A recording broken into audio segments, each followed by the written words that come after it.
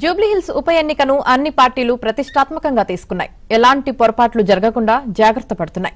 ఈ క్రమంలోనే బీఆర్ఎస్ జూబ్లీహిల్స్ ఉప ఎన్నిక కోసం పీజేఆర్ కుమారుడు విష్ణువర్ధన్ రెడ్డితోనూ నామినేషన్ వేయించింది. ఇప్పటికే ఆ పార్టీ తరపున మాగంటి సునీత 3 సెట్ల నామినేషన్లు దాఖలు చేశారు. అయితే నామినేషన్ తిరస్కరణకు గురైతే ఇబ్బందులు ఎదురవుతాయన్న ఉద్దేశంతో ముందు జాగ్రత్తగా విష్ణువర్ధన్ రెడ్డితోనూ బీఆర్ఎస్ నేతలు నామినేషన్ వేయించినట్లు తెలుస్తోంది.